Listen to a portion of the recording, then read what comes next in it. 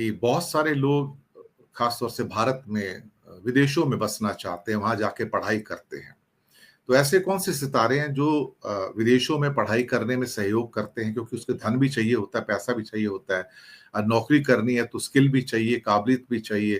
तो ऐसे कौन से सितारे हैं जो इंसान को विदेशों में जाकर पढ़ने या बसने का मौका देते हैं और लोगों के सपने पूरे होते हैं उससे, और कईयों के सपने पूरे नहीं हो पाते, उनको पीआरशिप या सिटीजनशिप नहीं मिल पाती है, वो संजोग नहीं बन पाते हैं। तो इसका कुछ आप बताइए दर्शकों।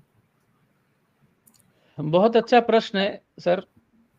यहाँ पर मैं देश काल पात्र को फिर खींच के लाऊंगा बीच में, और मैं समझता हूँ लोग समझेंगे इस बात को। कभी एक वक्त था द्वादश भाव को बुरा भाव माना जाता था, विदेश का भाव।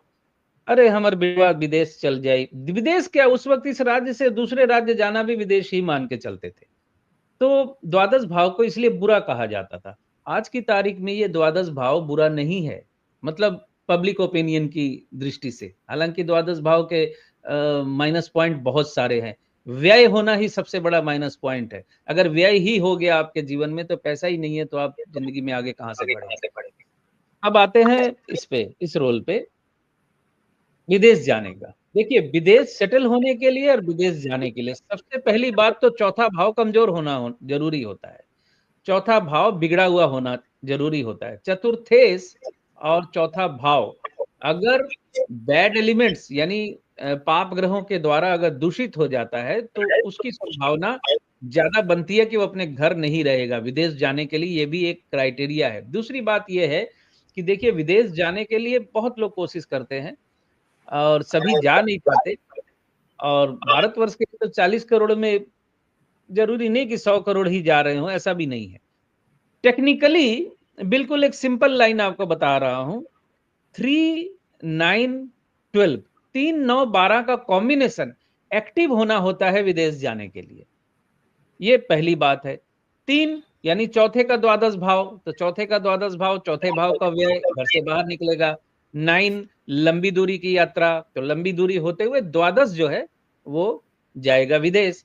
अब शिक्षा के लिए विदेश जाएगा तो नौमेश का संबंध होना चाहिए द्वादश से।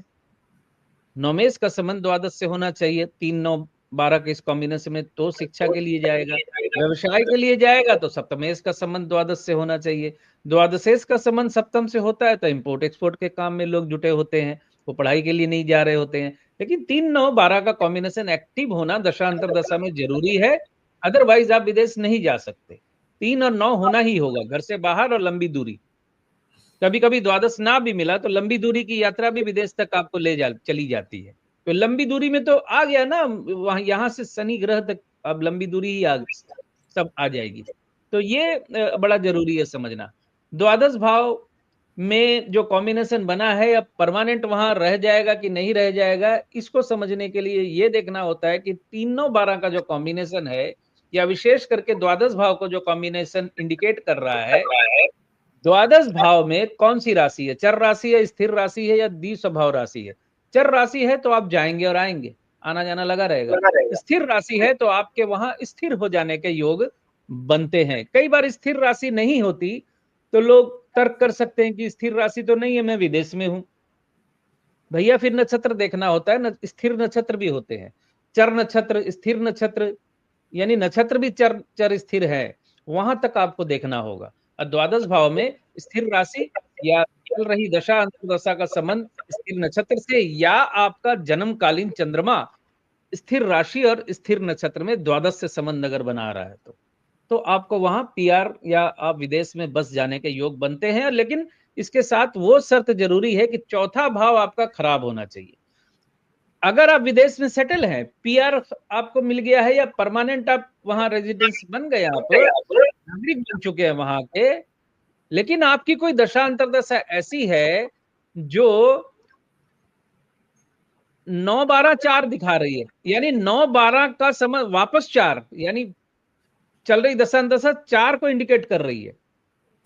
ऐसे 4, 3, 12 में भी विदेश जा सकता है अगर इंडिकेट द्वादश में है तो। अगर 4, 9, 12 का इंडिकेशन चौथे की तरफ आ गया, यानी और पकड़ ले, अगर द्वादशेश की अंतर्दशा या द्वादशेश का जिसके नक्षत्र में है वो नक्षत्र लॉर्ड चौथे में बैठ गया है, या द्वादशेश चौथे के लॉर्ड के घर पे, यानी चतुर्थेश के नक्षत्र में बैठ गया है, तो उस दशा अंतरदशा में वो घर में वापस भी आ जाएगा। मान लीजिए इराक युद्ध हुआ अमेरिका के साथ, तो वहां जो परमानेंट रहे थे भागे ना उठ के अपने घर की तरफ, तो स्थितियां ऐसी बन जाती हैं। अमेरिका में भी देखिए ट्रंप इस वक्त पीछे पड़ा हुआ है, तो वहां जो परमानेंट रहे वो भी डरे हुए, वो भी सोच रहे कि वापस आ जाए हम, पता नहीं कब यहाँ नौकरी ही छीन ले कि भैया हम नौकरी ही नहीं देंगे यहाँ इंडियंस को, तो करेंगे क्या वहां जाके। बिल्कुल बहुत अच्छी बात कही, और मुझे लगता है काफी दर्शकों को इससे लाभ पहुंचेगा।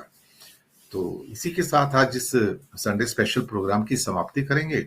और दर्शक मित्रों, आपका बहुत बहुत धन्यवाद कि आप आए, और सिद्धांत जी आपका भी बहुत बहुत धन्यवाद कि आपने वक्त निकाला, जुड़े, और लोग तो आपको पसंद करते हैं। और जिन दर्शकों को सिद्धांत जी से पर्सनल कंसल्टेशन चाहिए, तो उनका नंबर मैंने नीचे डिस्क्रिप्शन में दिया हुआ है, पहले मैसेज कर लीजिएगा, उनसे बात करके जो भी टाइम वो देंगे आपको, तब आप उनसे बात कर सकते हैं।